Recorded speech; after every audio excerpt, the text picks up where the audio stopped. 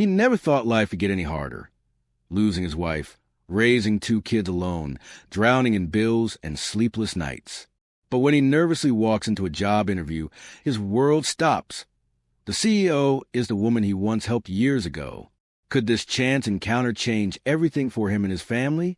If you believe in fate, second chances, and life-changing moments, like this video and share your thoughts in the comments. I glanced at the clock and groaned. 7:30. Breakfast barely eaten, backpacks half-packed, and my 2 little whirlwinds bouncing around the living room like sugar-crazed hurricanes. Dad, my sock's missing. Lily shouted, holding one tiny sock like it was a priceless treasure. Check under the bed again, I said, trying to keep my voice calm. Inside, though, I felt the familiar weight pressing down on my chest. Bills stacked in the corner, unopened letters. The rent due next week. My head throbbed just thinking about it. Mom used to find it right away, whispered Max, tugging at my sleeve with those big pleading eyes. I knelt down, searching under the couch cushion with him. I know, buddy, but we'll manage. We always do, right? I forced a smile, though the words fell hollow in my throat. The smell of burnt toast wafted from the tiny kitchen, mingling with the faint scent of the cold apartment. I wiped a crumb off Lily's cheek and tried to focus on the laughter that erupted when she found her sock behind the radiator. A laugh, but tinged with sorrow. I sank into the small chair at the kitchen table, my fingers drumming on the newspaper spread in front of me.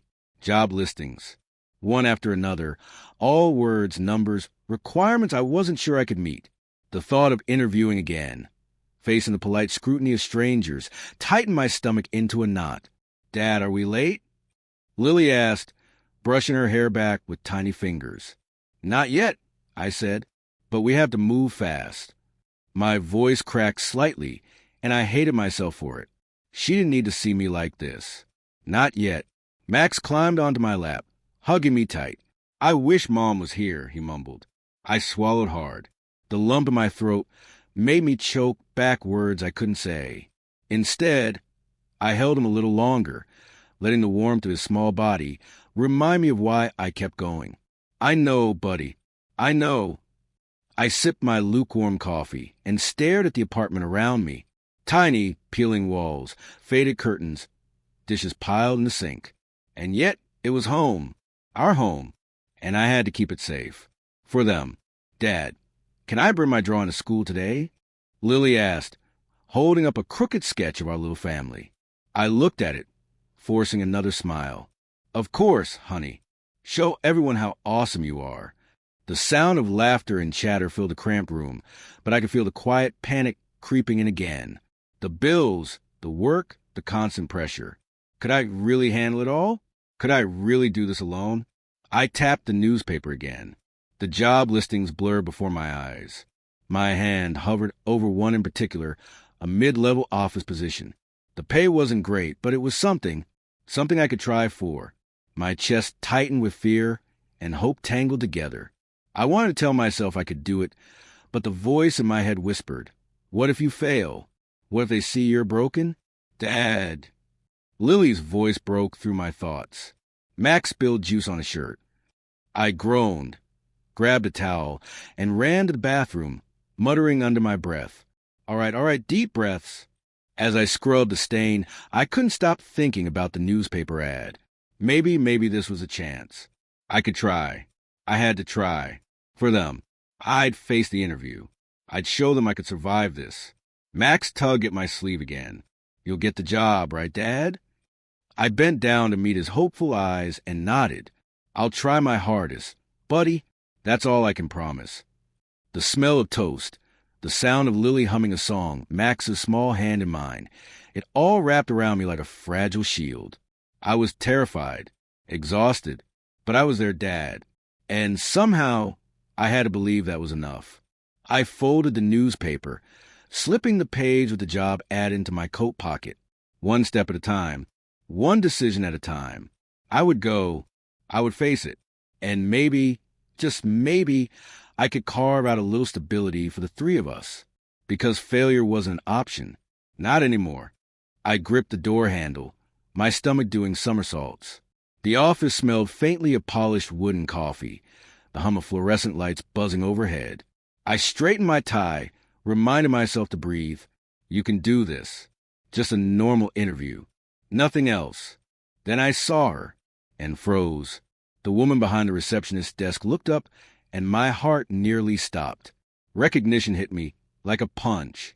No, it can't be. Mr. Harris? The receptionist said, interrupting my frozen moment. They're ready for you in the conference room. I nodded, my mouth dry. I took a step forward and stopped. She rose from her chair, walking toward me, and I felt my knees weaken. Her smile didn't reach her eyes. Not yet, but there was something familiar in the way she carried herself, confident and calm. Excuse me? I said, my voice catching. Her eyes widened slightly, and then a faint laugh escaped her. Do I know you? I swallowed hard, trying to steady myself. I think so. A long time ago. You might remember me. Her brow furrowed. Don't wait. Were you? Yes, I said quickly. I helped you. That day outside the cafe. With the wallet. Recognition flashed across her face, and suddenly the office felt smaller, tighter. Oh my God. You. Her voice trailed off, caught between disbelief and warmth. I shuffled my feet, suddenly self-conscious about my worn shoes and untucked shirt. Yeah, I didn't think you'd remember. I remember, she said softly. I never forgot. Her eyes held something that made my chest tighten. Something I hadn't expected. Gratitude?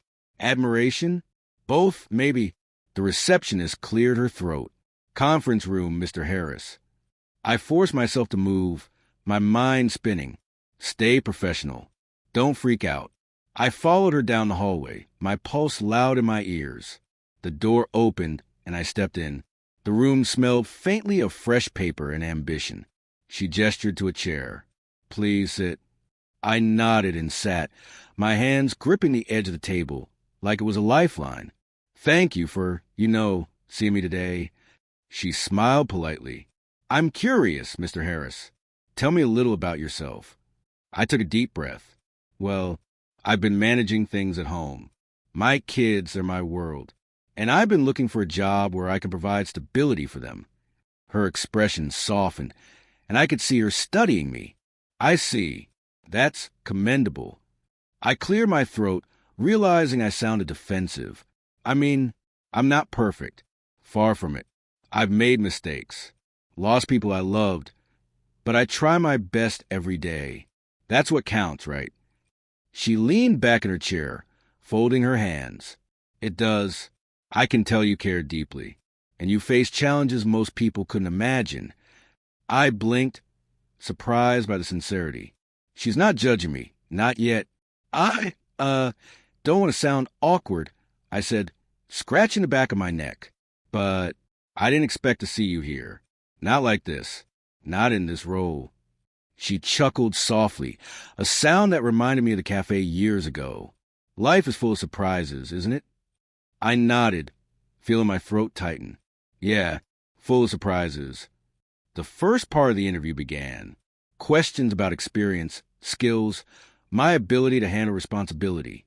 I answered honestly, trying to stay professional, but my mind kept drifting to that day I helped her. She remembers, maybe she thinks better of me because of that. Maybe she doesn't. Her gaze never left me. At one point, I caught her jotting something down on a notepad. I wondered what she was writing. Do I look desperate? Competent? Pathetic? After a particularly tricky question, I blurted out, I want to do right by my kids. That's it. Everything I do, it's for them. I don't want to fail them. Her eyes softened again. You won't. Not if you keep that mindset. I felt a flicker of hope, but it was tangled with fear. Hope always comes with risk. Then came the silence. The questions ended. She leaned back, folded her hands. Thank you for your honesty, Mr. Harris. I think I have a good sense of who you are. I exhaled, relieved and terrified all at once. Thank you for the chance. Really. She hesitated, a faint smile playing on her lips. It's interesting, meeting someone you helped so long ago, and seeing them here, trying so hard. Life has funny ways of circling back, doesn't it? I nodded, unsure what to say. My mind was a storm of pride, embarrassment, and nostalgia. Funny ways, yeah, funny ways indeed. The receptionist appeared, clearing her throat. Thank you, Mr. Harris. You may step out now. The decision will be communicated soon. I rose, my legs shaky, and walked toward the door. My hand lingered on the knob as I glanced back at her. She was already back in her chair, focused, professional, but I could swear I saw a flicker of something in her eyes, something that made me feel seen. I stepped out into the hallway, my chest still racing. The building buzzed around me, but I barely noticed. I did it. I survived the first meeting. And maybe, just maybe, it wasn't disaster. But my stomach twisted as I imagined the call I'd soon get. The offer or rejection. Either way, the next step was coming, and I couldn't stop the nerves from settling deep into my bones. I pulled my coat tighter around me and stepped outside, the morning air sharp against my face. One decision at a time, one step closer to stability. And I had to remind myself, the past doesn't define me, but it can. Sometimes it opens doors I never expected. I sat back in the small office chair, trying to steady my racing heart. The door closed behind me, leaving just her and me in the quiet hum of the room. I gripped the edge of the table, my knuckles whitening. All right, Mr. Harris, she began, folding her hands. Let's talk specifics. Why should I hire you? I swallowed hard, searching for words that sounded professional but still honest. I work hard. I may not have all the fancy titles or degrees, but I've learned to handle pressure, real pressure. I paused, glancing at her. My kids, they're my responsibility. Every day is a lesson in managing chaos, deadlines, and emotions. I think that experience, it matters. She raised an eyebrow, a hint of curiosity in her expression. Interesting. So, parenthood qualifies as management experience. I chuckled nervously. I'd like to think so. You learn to negotiate, prioritize, and keep calm under fire. Most importantly, you learn resilience. Her eyes softened, but she didn't let me off easy. Resilience is important, yes. But what about professional skills? Your last role, references, your ability to handle corporate responsibility? I nodded, trying to sound confident. I've managed small teams before. I'm organized. I can multitask. And I'm honest. You can rely on me to get things done. I don't just talk, I deliver. She leaned back slightly, studying me, and I felt that familiar flicker of being seen. Do I seem like a capable man or a desperate father? You know, she said, tilting her head, I never forget people who have integrity, especially those who quietly do the right thing without expecting anything in return. My chest tightened. That moment outside the cafe years ago, the lost wallet, the panic in her eyes, the relief on her face, flooded back. I hadn't thought about it in years, but she remembered. I swallowed, my voice barely above a whisper. I just did what anyone would. I didn't expect, well, anything. She smiled faintly. And yet, here you are, trying again, facing life head on. I respect that. I nodded, but doubt crept back. Respect is nice, but will it get me the job? Will they see the mess behind my determination? The interview continued. Questions about skills, deadlines, problem solving. I answered honestly, weaving in lessons from fatherhood when appropriate. When Max was sick last year, I had to rearrange my schedule, handle multiple calls from school, and make sure he was cared for while keeping my other responsibilities afloat. It taught me planning under pressure. She nodded, jotting notes, her gaze steady but kind. That's a valuable example. Life experiences often teach lessons formal training doesn't. I exhaled, realizing I was actually talking about my life, my kids, my grief, and somehow it mattered. Somehow it made me human. And tell me, she said, leaning forward slightly, how do you handle failure when things go wrong? I looked down, fingers fiddling with the hem of my sleeve. Honestly, I've failed a lot. I've lost people I loved, made mistakes I can't undo. But I keep going. I wake up every day and try again. For my kids. For them, failure isn't an option. Her eyes softened again, and she tapped her pen lightly on the table. I can see that. I can see your heart. A lump formed in my throat. She sees me, not just a man, but the father, the person behind the chaos. I cleared my throat. I want this job. I want stability for my kids. I want to prove to myself I can handle both life and work. And I'll work harder than anyone you've ever hired. She studied me silently for a long moment. I tried not to fidget. My mind screamed, please, just give me a chance. Don't let me fail. Finally, she spoke. Mr. Harris, I admire your honesty, your courage, and your dedication. You faced challenges many people would crumble under. That alone makes you someone I want on my team. My chest tightened, hope and disbelief warring inside me. Thank you so much. I won't let you down. She smiled faintly, leaning back. I believe you, but this isn't just about belief. There's a decision to make, and I'll be honest with you soon. Either way, meeting you today, it's been memorable. I nodded, feeling the room spin slightly. I wanted to ask more, to explain, to beg for a chance, but I knew better. Silence was best. The receptionist appeared at the door, breaking the moment. Thank you, Mr. Harris. You may step out now. Decision will be communicated shortly. I rose, heart hammering. Every step toward the door felt surreal, like I was floating. Outside, the hallway stretched on, bright and buzzing, yet I barely noticed. The world felt heavier and lighter all at once. As I walked down the stairs, I replayed the interview in my head. The questions, her gaze, the fleeting smiles. Did I do enough? Will she see the man behind the father, or just the desperate applicant? One thing I knew for certain, I had faced fear today. I had laid myself bare and survived, and maybe, just maybe, life had opened a door I was ready to step through. I reached the street, inhaling the crisp air. The city moved around me, oblivious to my small triumph. But I didn't care.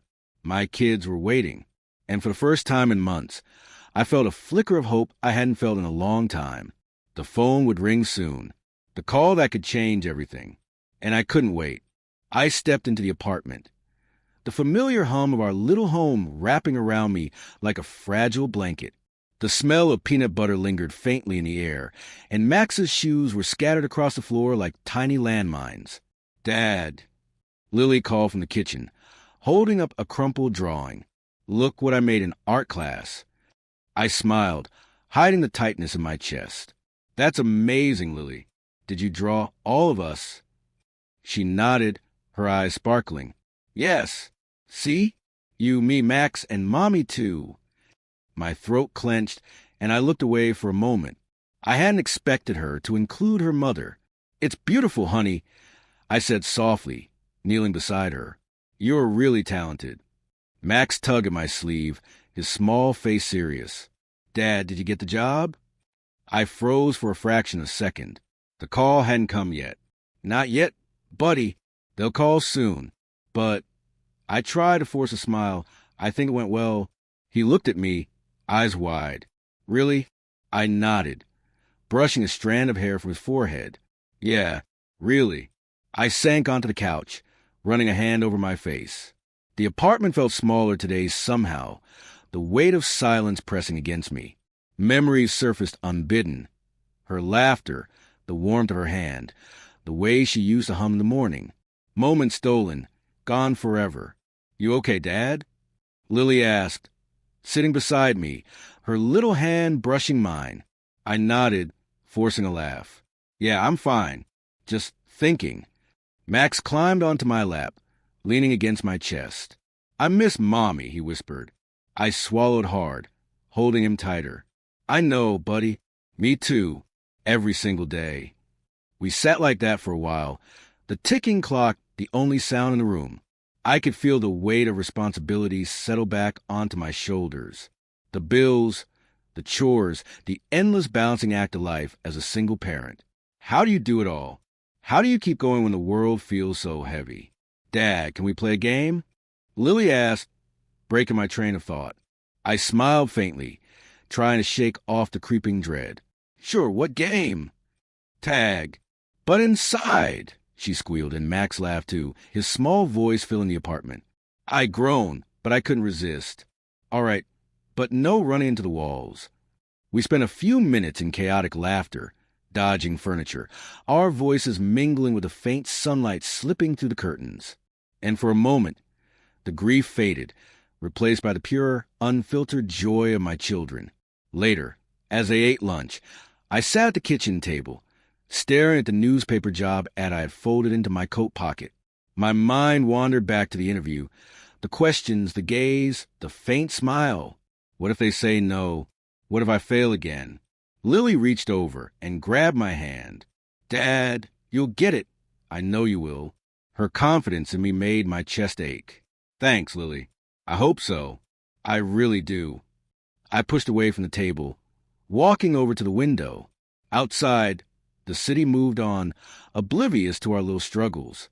The world was big and indifferent, but inside these walls, I was their protector, their anchor, and I couldn't let fear paralyze me. Max tugged at my sleeve again. Can we go to the park later? I nodded. Yeah, we'll go. Just finish your homework first, okay? He frowned but obeyed, and I watched him bend over his notebook, concentration etched on his small face. They depend on me. Every decision, every action, it matters. I sank back into the chair, exhaling slowly. I was exhausted, yes, but not defeated. The memories of loss were still there, shadows that never fully left, but they no longer suffocated me. I could carry them, learn from them, and still move forward. I reached for the newspaper again, tracing the job ad with a finger. This opportunity, it was more than a job. It was a chance for stability, for hope, for a future where I could breathe without fear every day.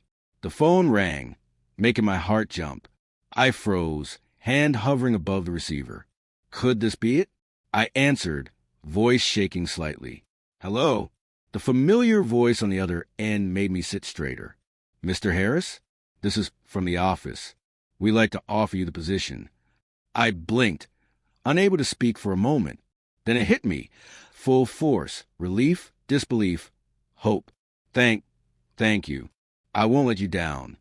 Lily and Max rushed over, sensing something, their eyes wide. Dad, did you get it? I pulled them into a hug, feeling their small bodies squeeze me tight.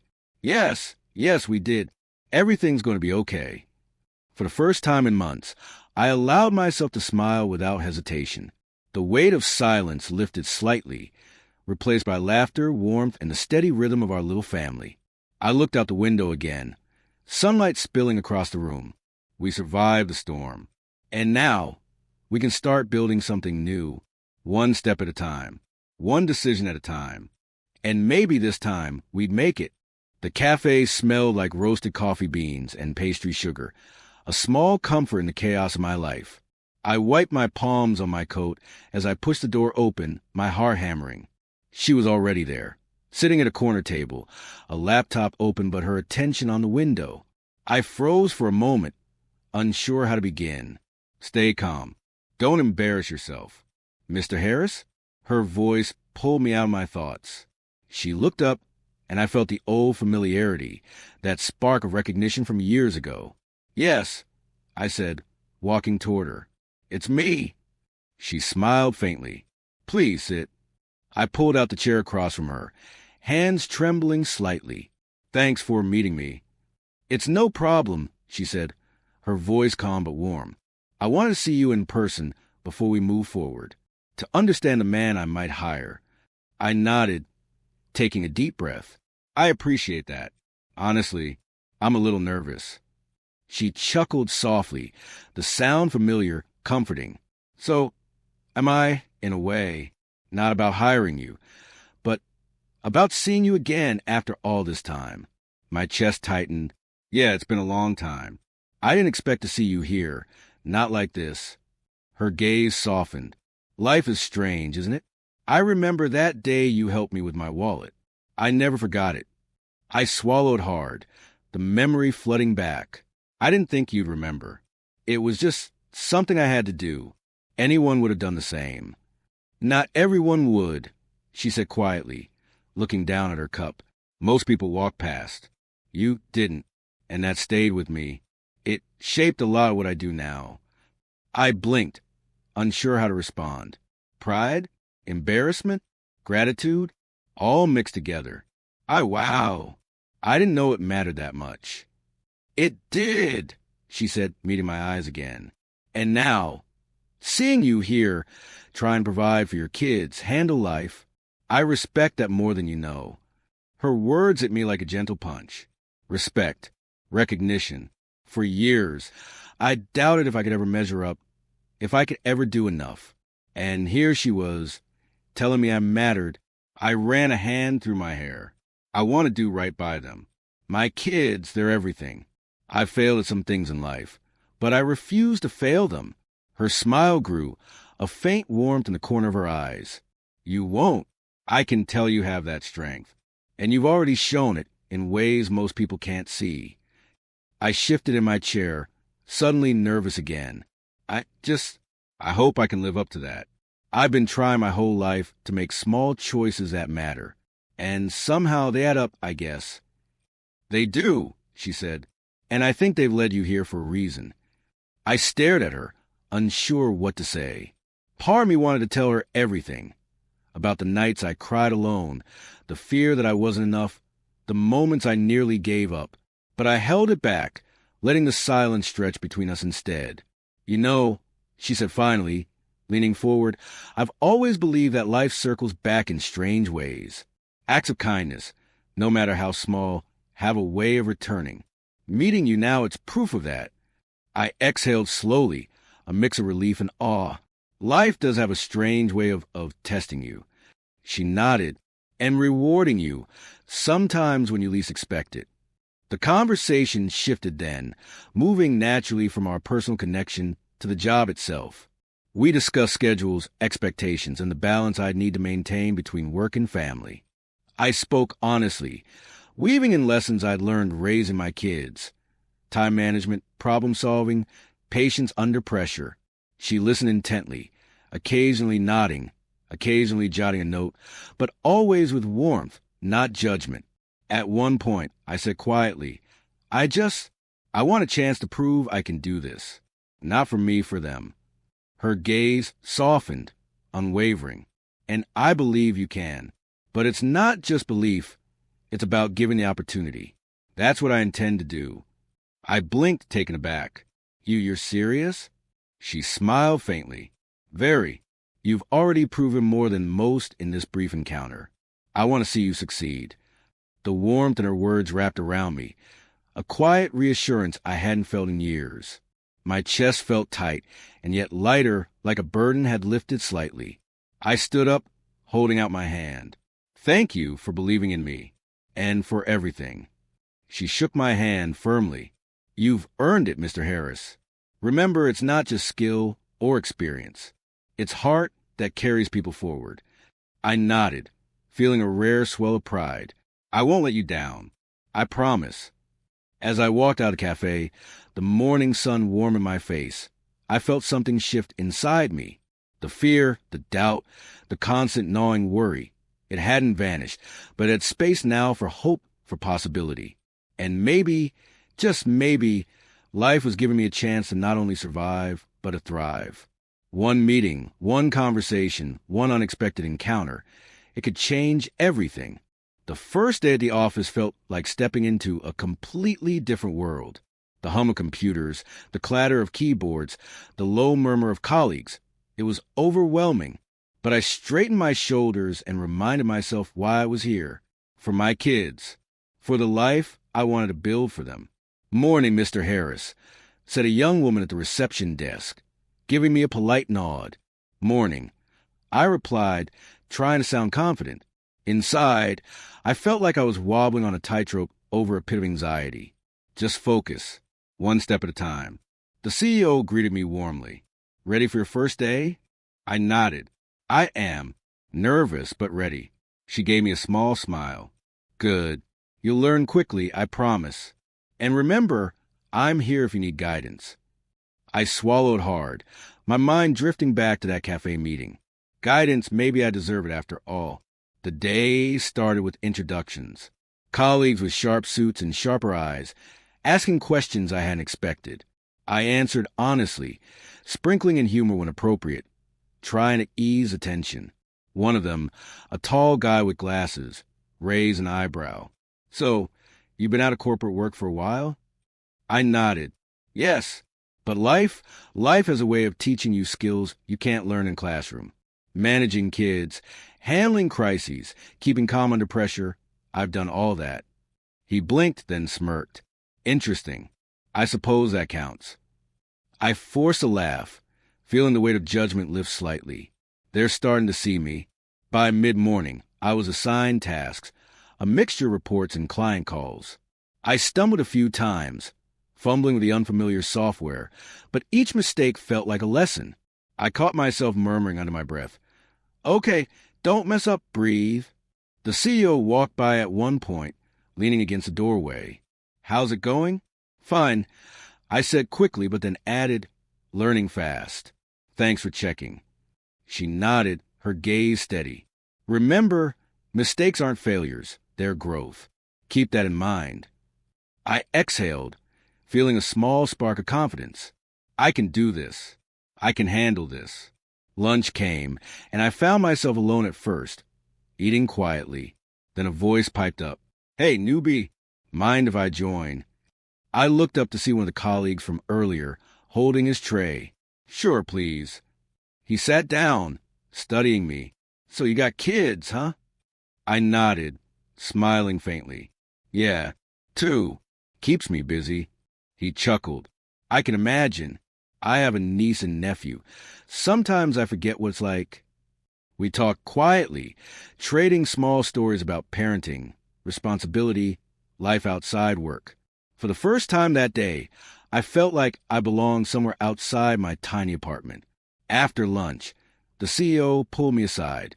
"I've been watching your progress," she said softly. "You're doing better than I expected.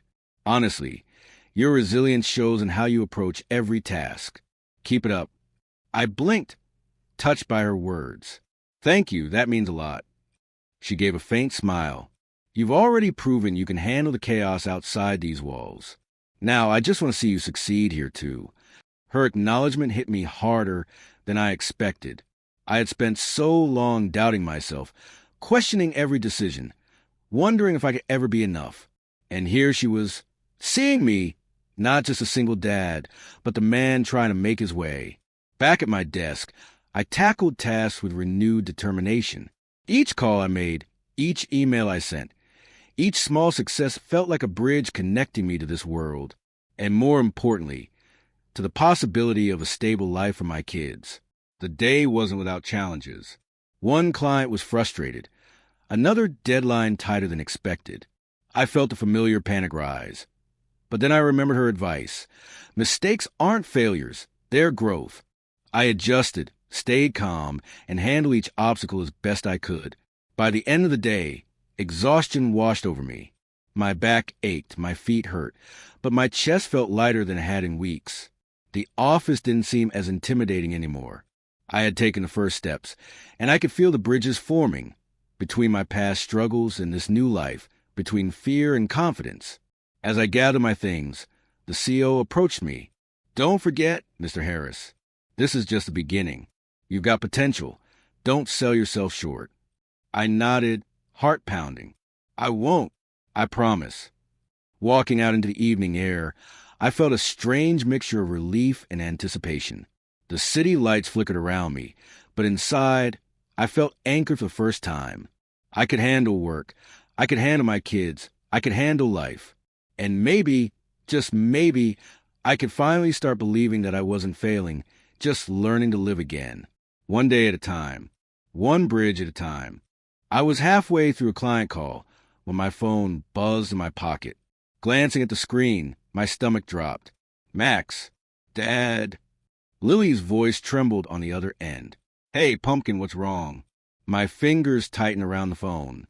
It's Max. He's sick. Really sick.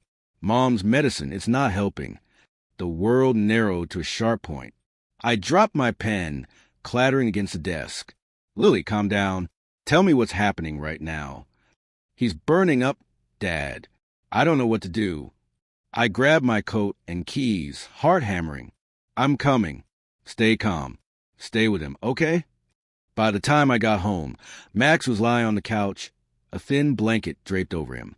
His small body shivered, lips pale, eyes glassy. Dad, he whispered weakly. I sank beside him, holding him close, feeling the heat radiating off his skin. I'm here, buddy. I'm right here. Lily hovered nearby, worry etched into her young face. Dad, what do we do?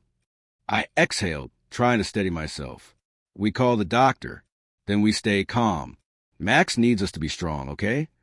The phone rang, and I dialed the pediatrician's office with shaking hands. Yes, my son's sick. High fever. We need advice. While I spoke to the nurse, Max groaned softly. It hurts, Dad. I brushed his hair back, kissing his forehead. I know, buddy. I know.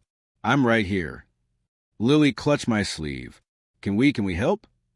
Yes, I said, forcing my voice steady. You can bring him water, make him comfortable, and stay close. That's the most important thing. The nurse instructed me on medication and care, but my hands shook as I measured doses, checked his temperature, and held him through shivers. My mind raced with fear and guilt. Why can't I fix this? I'm supposed to protect him. How can I keep him safe? Max whimpered, and I felt tears sting my eyes. It's okay, buddy. I'm not going anywhere. I've got you. Hours blurred. The fever climbed, then slowly began to retreat. Each shiver, each moan, made me tense, ready to react. I whispered encouragements, told stories, even sang softly when his eyes began to close.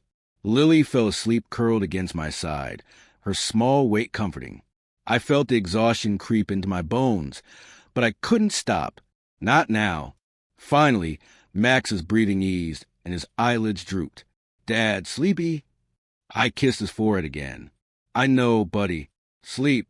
We'll be okay. Sitting there, in the dim light of our living room, I realized how fragile life was. Every moment, every heartbeat, was a reminder that love was both terrifying and beautiful. I had survived my own grief, but this was my greatest responsibility. My children's lives were in my hands. I whispered into the quiet room. I can do this. I have to do this. I won't fail you. The night stretched on, and I watched Max sleep, listening to the soft rhythm of his breath. My mind replayed the office, the CEO, the job, everything else. The stress, the bills, the fear of failure, faded into insignificance beside this moment. By morning, he stirred, eyes brighter, weak but smiling. Dad, I feel better. Tears welled up. You're okay, buddy. That's all that matters. Lily ran over, hugging us both. We did it, Dad. I laughed through relief, my chest aching in a way that was both painful and wonderful. We did it, together. Later that day, at work, the events of the night lingered in my mind. Every client call, every email, every meeting seemed trivial compared to the raw intensity of protecting my children. Yet, I realized something. Surviving this crisis had strengthened me, had shown me what I was capable of. During a brief break, the CEO approached me. I heard about your son. Everything all right? I nodded, voice still rough. Yes, he's stable now. Thank you for asking. She gave a faint smile. You've got a remarkable heart. That's rare. Don't forget that strength. It carries over into everything else you do. I nodded, swallowing hard. Strength, yes. I have it. I do this for them. I can survive this life. The day passed, but I carried the lessons of the night with me. Fear and love, grief and hope, exhaustion and determination. They weren't separate. They were intertwined. And I realized that facing crises didn't weaken me. It strengthened me, made me more capable, more human. When I walked home that evening, the apartment smelled faintly of dinner Lily had attempted to cook. Max was reading quietly, Lily coloring at the table. Their smiles lifted something heavy from my chest. Dad, Max called. Can we go play outside tomorrow? I smiled, ruffling his hair. Of course, buddy. Tomorrow we play. Sitting there with them, watching their small joys, I understood the weight I carried wasn't just responsibility. It was love. Fear was always part of it, but so was courage. And no matter what life threw at me, I would face it head on, because they depended on me, and I would never let them down. The morning sunlight poured through the kitchen window, golden and warm. I watched my kids move around, Lily humming a tune, while Max poured cereal clumsily into his bowl. For the first time in months, I felt a quiet peace settle over our apartment. Dad, look. Lily held up a drawing she'd made overnight, bright and cheerful. It's us, our family. I smiled, taking it from her. It's beautiful, Pumpkin. You're really talented. Max grinned, cereal dripping from a spoon. We're the best team ever, Dad. I chuckled, ruffling his hair. Yes, we are. The phone buzzed on the counter, and I glanced at it. A number I recognized. My stomach fluttered. It was the CEO's office. I answered quickly, trying to keep my voice steady. Hello, Mr. Harris, she said, her tone professional yet warm. We'd like to formally offer you the position. Congratulations. My chest swelled. Relief, joy, disbelief. It all collided in an instant. Thank you so much. I won't let you down. I'm confident you won't, she replied. We'll see you on Monday. I hung up, letting the phone slip from my hand. I looked at my kids, eyes shining. Guess what? We've got a new start. A stable job, a chance for a better life. Lily leapt into my arms. Really? That's amazing. Max threw his arms around me. We did it, Dad. I laughed, feeling tears prick my eyes. We did it together. The rest of the day passed in a blur. I called the landlord, paid some bills, and felt the weight of uncertainty lift slightly. The future still held challenges, but for the first time, I felt equipped to face them. Later, the CEO invited me to lunch, just the two of us, to discuss my new role and expectations. Sitting across from her, I realized how far I'd come. From that frozen first encounter in the hallway to this moment of professional respect. You've handled everything beautifully, she said, sipping her coffee. The kids, the job interview, the first week. I admire your resilience.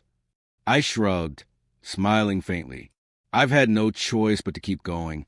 For them, for my family. It's worth it. She nodded, her gaze steady. It's clear your motivation comes from a genuine place. That's rare in this world. Her words hit me deeper than I expected. Rare, genuine? I had spent so long doubting myself, wondering if I was enough. And now, someone I respected professionally saw me. Not just a struggling single dad, but the man trying to make a difference. We discussed projects, schedules, and opportunities for growth. I felt a sense of ownership and purpose I hadn't experienced in years. And in the back of my mind, I knew this stability would ripple into our small apartment, our chaotic mornings, our little victories and defeats. After lunch, I walked home through the bustling streets, hands in my pockets, heart light. The city didn't feel overwhelming today. It felt full of possibility.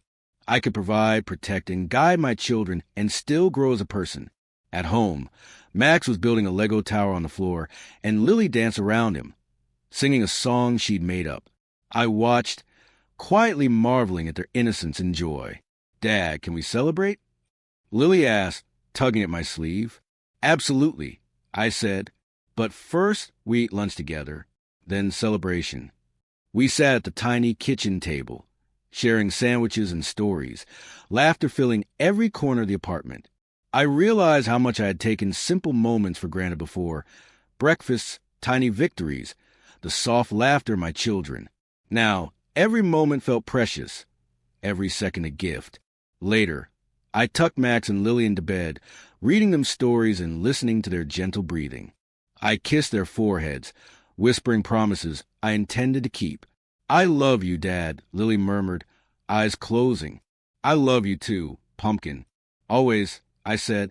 Max whispered, I love you too, Dad.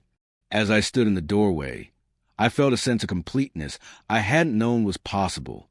The fear, the grief, the sleepless nights, they were still part of me, but they no longer defined me. I had survived. I had grown.